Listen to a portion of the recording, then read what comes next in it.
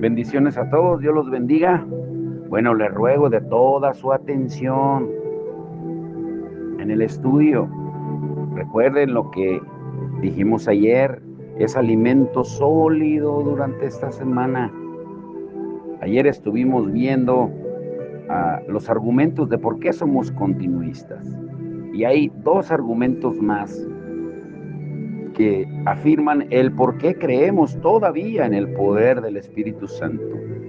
El argumento 7 es que los dones son de beneficio en el ministerio.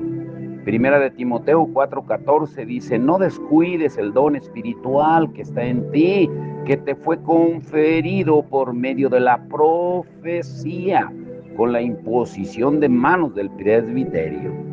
Vemos que los dones espirituales están activos en los miembros de la congregación que sirven como ministros, y me refiero a todo aquel que tiene una posición de servicio, no solo a los pastores ordenados o ministros, porque vemos que todo don espiritual debe ser cultivado y no descuidado. Además, es también importante enfatizar que el don de profecía fue usado por Dios para confirmar el llamado de Timoteo a través de los ancianos de la iglesia. Saber que los dones son una herramienta para edificar el cuerpo de Cristo nos hace conscientes de que no podemos servir a la iglesia sin ellos. Por consiguiente, debemos cultivar un corazón de servicio que entiende que cualquier don espiritual que Dios nos dé es para que la iglesia sea edificada. Esta dependencia de Dios nos hace ser conscientes de que nuestras habilidades no son tales, sino dones dados por Dios para que su iglesia sea bendecida. Ahora, el argumento número 8 es que los dones están llenos del Evangelio. Los dones no deben distraer nunca el mensaje del Evangelio, sino que por el contrario deben embellecer y resaltar ese glorioso mensaje. Jesucristo dijo en Juan 16:14 que cuando viniera el Espíritu Santo lo glorificaría a Él. Y para que los dones funcionen de forma correcta en la iglesia, tenemos que aplicar la regla del amor, como estudiamos ayer en 1 Corintios 13. La única forma en que el amor puede operar bíblicamente en nosotros es cuando hemos sido amados primero por Dios. Somos amados y podemos amar cuando vemos primero el amor de Cristo en la cruz. Y de esa forma entonces no usamos los dones solamente para exaltarnos o sentirnos super espirituales, sino para servir y edificar.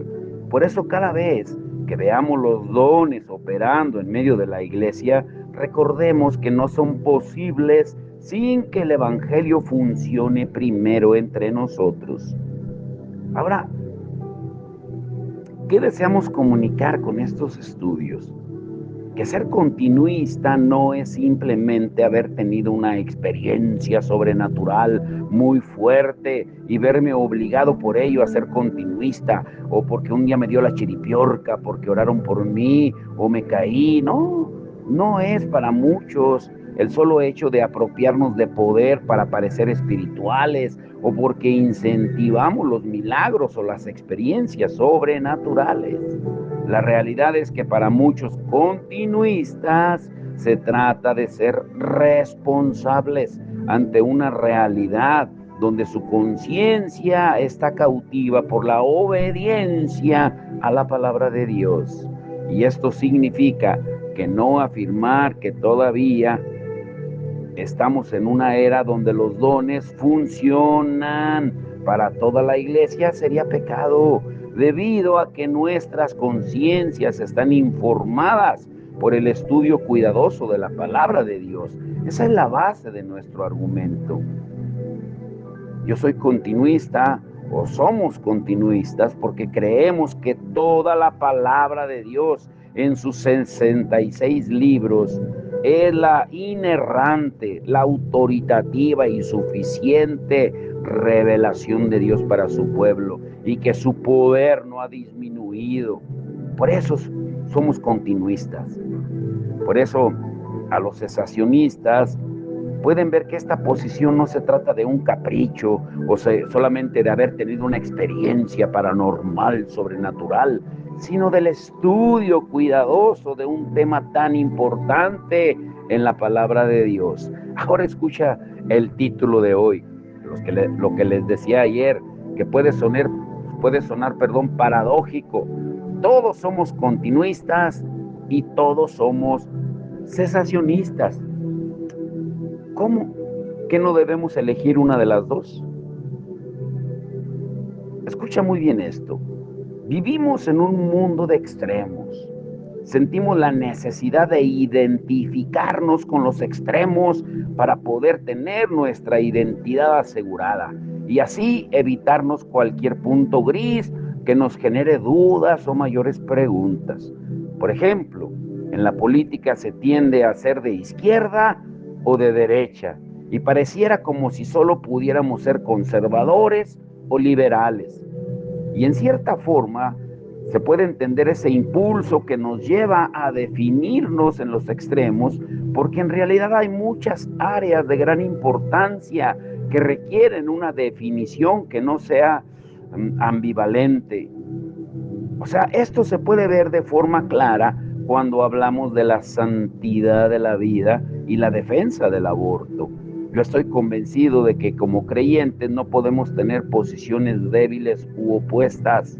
Y observamos lo mismo en la defensa de pilares de la teología cristiana como el Evangelio, la Trinidad o la deidad de Cristo, donde no podemos tomar posiciones livianas, inciertas o que se puedan contradecir de alguna manera. Es nuestra convicción que el tema de los dones también es uno de esos temas donde tenemos que definirnos con absoluta claridad. Ahora debemos aclarar que no estamos tratando de decir que en otros temas no debemos tener convicciones bíblicas o que no debemos darle importancia a tener una definición personal sobre todo tema teológico. No, tenemos la completa convicción de que en cada tema todo creyente debe tener una convicción personal profunda. De otra manera, estaríamos pecando, tal como lo indica la siguiente exhortación de Pablo en Romanos 14, 22 y 23. La fe que tú tienes, tenla conforme a tu propia convicción delante de Dios. Dichoso el que no se condena a sí mismo en lo que aprueba, pero el que duda, si come, se condena, porque no lo hace por fe. Y todo lo que no procede de fe es pecado. El apóstol Pablo enseña que todos debemos informar nuestra conciencia con convicciones profundas y que debemos actuar conforme a ella para no pecar. El tema de los dones es uno de esos que requieren una profunda convicción personal, donde cada creyente le rendirá cuenta a Dios de su convicción. Ningún creyente puede decir que alguien no está siendo bíblico cuando dice que los dones continúan, porque hay suficiente información bíblica que apoya esa posición doctrinal. Pero de la misma forma, los continuistas pueden observar cómo un cesacionista llega a su convicción doctrinal ayudado por la teología histórica. Lo que ambos necesitan es llegar a tener convicciones profundas que les permitan entregar con claridad su posición al que tiene una convicción distinta. Lo que estoy tratando de decir es que hay temas donde podemos percibir que otros creyentes están arribando a convicciones diferentes, pero a pesar de diferencias se pueden observar que son responsables en el manejo de la palabra de verdad, como dice Pablo en 2 de Timoteo 2:15. Y si este fuera el caso, entonces en esos temas no deberíamos menospreciar a los que difieren de nosotros. Desde nuestra perspectiva, el tema de la continuidad de los dones es uno de esos donde deberíamos tener convicciones profundas, pero también deberíamos reconocer que otros creyentes pueden tener perspectivas diferentes, pero tal diferencia de perspectiva no hace que ellos sean menos creyentes o que no merezcan nuestro respeto como hermanos en Cristo. El problema, una vez más, es que hemos hecho de esta cultura de extremos nuestra batalla principal. Algunos incluso organizan conferencias solo para atacar a los hermanos con los que difieren en temas con conclusiones diferentes. Y podemos verlo en las redes sociales. No es igual una conferencia donde el tema es la defensa del verdadero evangelio o una conferencia dedicada a criticar a los hermanos continuistas porque creen que los dones han cesado y que siguen en operación.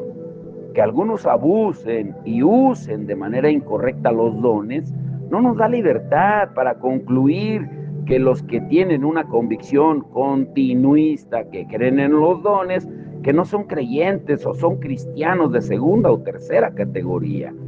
Y de la misma forma, los continuistas no deben participar de foros cuyo propósito es criticar a todos los cesacionistas, solo porque hay algunos que matan el mover del espíritu.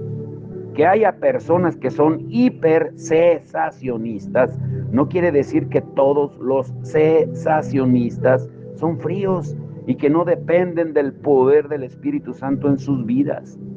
Y como lo dije en los estudios, creo que la semana pasada, debemos establecer nuestra identidad a través de, no debemos de establecer nuestra identidad a través de etiquetas para sentirnos seguros, porque algunos se consideran continuistas y dicen, no, es que yo sigo la línea de John Piper, de Gruden, de Miguel Núñez, u otros se perciben en el lado opuesto porque son cesacionistas de la línea de John MacArthur, de Ferguson, de Sugel Michelin, etc. No, yo considero que se trata de un error dejar que sean pastores, por mucha fama que tengan, los que definan nuestra interpretación de las Escrituras y que nos sintamos seguros solo por percibir que de alguna manera nos hemos unido a su club, a su clan.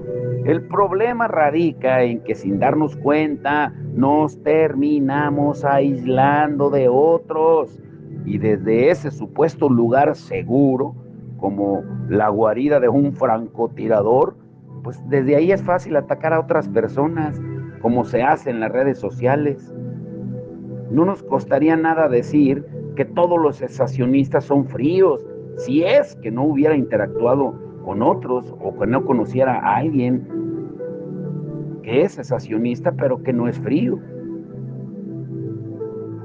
Ahora, escuchen esto, muy atentos, por favor. Sería muy fácil decir que los continuistas son unos desordenados si es que no conociéramos a pastores o iglesias que anhelan de verdad ver los dones operando con fidelidad en sus congregaciones y que por ese anhelo ferviente va acompañado de un estudio profundo de las Escrituras.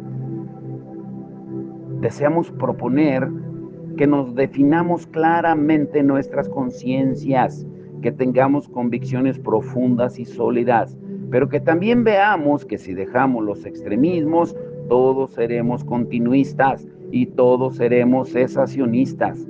Lo que quiero decir con esto es que todos tenemos posiciones que hablan de aspectos de la vida cristiana que han cesado de operar luego de la era apostólica, y todos tenemos aspectos que continúan operando aún hoy en día.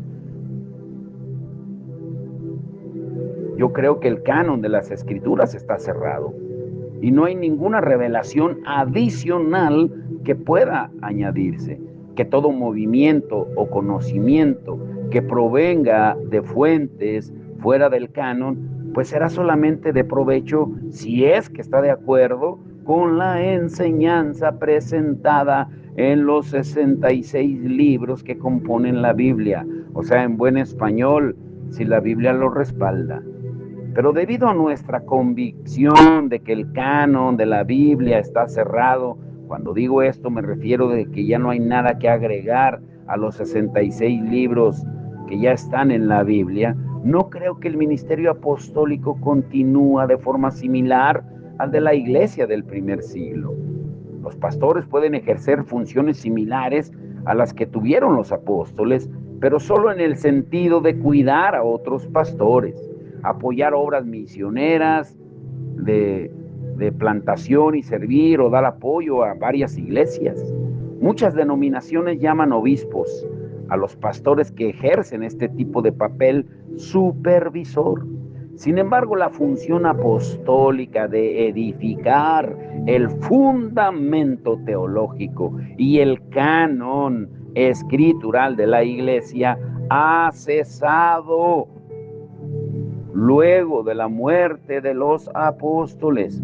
Por otro lado, todos somos continuistas debido a que creemos que Dios todavía hace milagros. Y sé que podemos diferenciarnos por el grado, la forma y la metodología con respecto a los milagros o las intervenciones sobrenaturales de Dios. Pero la verdad es que no he conocido a ningún creyente que no haya tenido un familiar cercano o enfermo, que no haya traído la petición a Dios para que Él intervenga y sane a su ser querido. O sea, aunque diga que no cree en el poder de Dios, pero ¿por qué pide oración entonces? Y algunos podrían creer que Dios les da a ciertos creyentes el don de orar por las personas y que el Señor los va a utilizar para sanar más personas que a un creyente sin ese don. Otros pueden creer que ya Dios no sana por ningún medio que contenga intervención de un humano, ni por imposición de manos o por oración de los ancianos. Pero los que sí creemos es que Dios continúa sanando a la gente. En este sentido, todos podemos decir que somos continuistas. Ahora, el Salmo 73 es un bálsamo para nuestras almas. Dice el Salmo 73, 25 y 26. ¿A quién tengo yo en los cielos sino a ti? Y fuera de ti nada deseo en la tierra. Mi carne y mi corazón pueden desfallecer, pero Dios es la fortaleza de nuestro corazón y nuestra porción para siempre. Ahora, este versículo es para los cesacionistas. Santiago 5:14. ¿Está alguno entre vosotros enfermo? Que llame a los ancianos de la iglesia y que ellos oren por él, ungiéndole con aceite en el nombre del Señor Jesús. La palabra de Dios dice en Filipenses 4:6, por nada estén afanosos, antes bien en todo, mediante oración y súplica, con acción de gracias, sean dadas a conocer vuestras peticiones delante de Dios. Yo no conozco a ningún creyente que no tenga una petición en algún momento de su vida, sea cesacionista o continuista. Esto quiere decir que todavía creemos que Dios puede sanar enfermos y que de alguna forma continúan los milagros. O sea, todos somos continuistas, todos somos cesacionistas. Este es un tema que vamos a tocar varias veces y que es que hemos olvidado los dones menos extraordinarios. Todos queremos dones de poder, de hacer milagros, de sanidad, de liberación, pero somos conscientes de que la controversia sobre la continuidad de los dones gira alrededor de aquellos dones que parecen ser más milagrosos o sobrenaturales, como profetizar, el hablar en lenguas o sanidad. Pero en medio de tal controversia, todos nos hemos olvidado de ser continuistas con el resto de los dones. Todos debemos ser continuistas al ver que solo por el poder del Espíritu Santo podemos ser generosos, dadivosos, enseñar, servir, ser misericordiosos o buenos administradores. El problema de las etiquetas extremas nos ha hecho poner en segundo plano los dones que todos juntos deberíamos abrazar y celebrar, porque es el mismo Espíritu quien está continuamente trabajando de forma sobrenatural en formas que parecen ordinarias. Poniendo a un lado los dones que pudieran ser controversiales, tranquilamente todos podemos identificarnos como continuistas, en el sentido de que entendemos que se trata de un milagro sobrenatural, que existan personas que sirvan empoderadas por el Espíritu Santo. Hemos olvidado que todos los dones son sobrenaturales al ser impartidos por el Espíritu Santo, y que todos debemos cultivarlos para el beneficio y edificación del cuerpo de Cristo. Y uno de los efectos más nocivos de la controversia en este tema es el abandono de la dependencia del Espíritu Santo por ambas partes, tanto de continuistas como cesacionistas, en dones como los de servicio, generosidad, enseñanza y todos los dones a los que etiquetamos simplemente como ordinarios. Sin embargo, en esencia, todos son milagrosos y muestran el cuidado directo de Dios para con su iglesia por medio de dones impartidos por el mismo Dios para que sean usados por el beneficio del cuerpo de Cristo. Por lo tanto, celebremos la continuidad de los dones con los cuales podemos estar de acuerdo. Un argumento que he escuchado en muchos respetados amigos cesacionistas es que creen que todos los dones sobrenaturales han cesado, pero que Dios es soberano y hace lo que le place. Ahora, yo entiendo el argumento porque en cierta forma están diciendo que los abusos que vemos con los dones ciertamente no son bíblicos, pero no existen argumentos bíblicos para decir que todos los dones cesaron.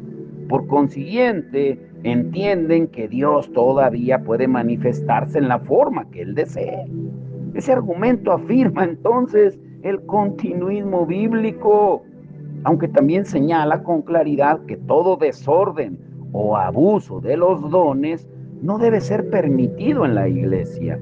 Pero a pesar de lo anterior, debemos estar abiertos a la posibilidad de que Dios se manifieste de formas que ya ha prescrito en su propia revelación de la palabra para la edificación de la iglesia. Pero también tenemos que afirmar que todos deberíamos ser cesacionistas, porque toda práctica de los dones que se aparten de las normas bíblicas no deben ser respaldadas. Podemos afirmar que los abusos de los dones deben cesar, porque nunca debe permitirse en la iglesia lo que la Biblia no autoriza.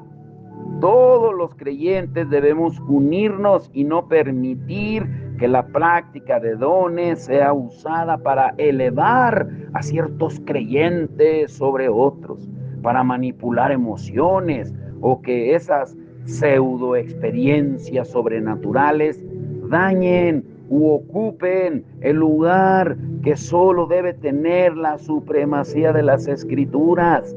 Y en esto todos los creyentes debemos ser cesacionistas. Por eso es muy importante que todos los creyentes abracemos la idea de que estamos en un rango medio entre las convicciones cesacionistas y continuistas. Y si somos sinceros, tenemos que afirmar que nadie puede decir que tiene la totalidad del entendimiento sobre cómo se deben practicar los dones en la iglesia actual. Por un lado, podemos caer en los abusos de hacer de los dones sobrenaturales lo más importante en la iglesia y una marca distintiva de espiritualidad. Por otro lado, podemos negar tanto el trabajo sobrenatural de Dios que impedimos que el Espíritu Santo trabaje en nuestras vidas e iglesias. Por eso, este es un tema en el cual es imperativo que desarrollemos convicciones personales y congregacionales, pero también debemos mantener una perspectiva humilde, donde entendamos que otros creyentes e iglesias pueden con clara convicción diferir y tener prácticas diferentes. Y yo sé que algunos incluso pueden ponernos el sello de ecuménico, o sea, de estar entre las dos.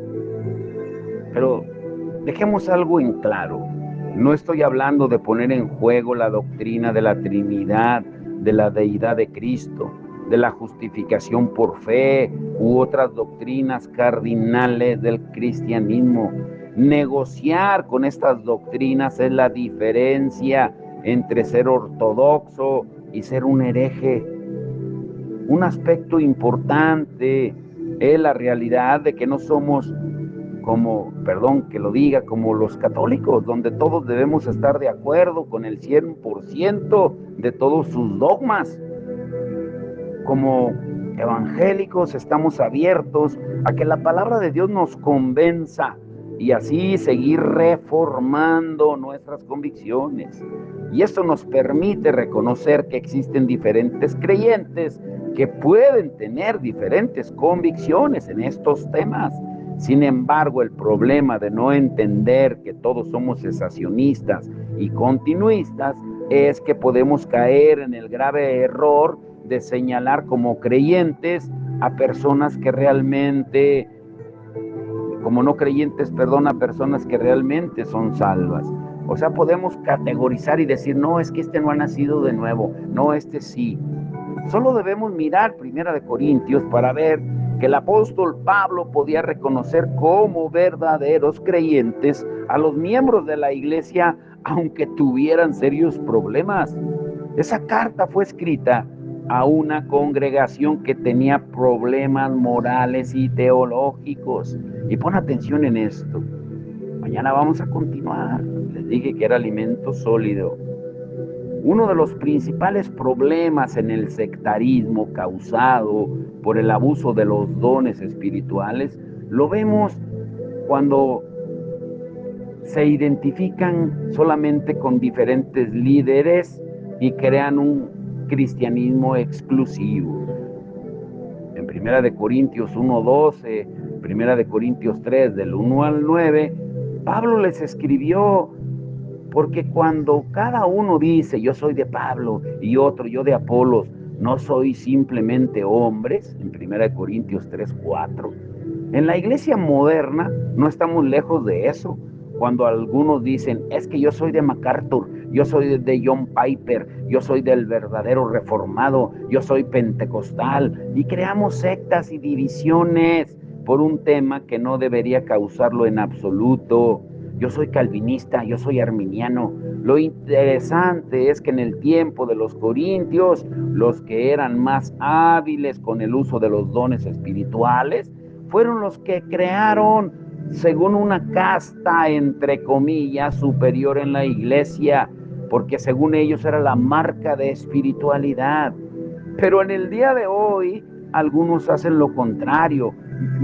Mientras menos tocan lo subjetivo y sobrenatural, o sea, mientras menos se expongan al poder del Espíritu, se sienten más espirituales y tienden a menospreciar a verdaderos creyentes porque no son tan intelectuales, tan llenos de conocimiento como ellos. Pablo tuvo conocimiento de los serios problemas de la iglesia de Corinto, pero nunca los trató como si no fueran sus hermanos en Cristo.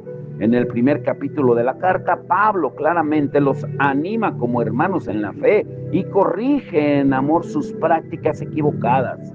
Y es un poco irónico pensar que en medio de la controversia de los dones espirituales se ha olvidado que una de las porciones más hermosas que habla del amor en la Biblia justo está en medio de pasajes que hablan de los dones. En 1 Corintios, el capítulo 13, y Pablo nos dice en esa sección que poco importa tener dones si no se tiene amor. De la misma forma, poco importa tener la mejor teología si carecemos de amor. Poco importa tener la mejor liturgia o solamente hacer los instrumentos musicales espirituales si no tenemos amor. Si pudiéramos ver que todos somos cesacionistas y todos somos continuistas, podríamos cultivar el amor los unos por los otros, porque tenemos aquello que nos une en Cristo. Te dejo con esta escritura. Primera de Corintios 13, 1 y 2. Si yo hablara lenguas humanas y angélicas, pero no tengo amor, he llegado a ser como metal que resuena, o címbalo que retiñe.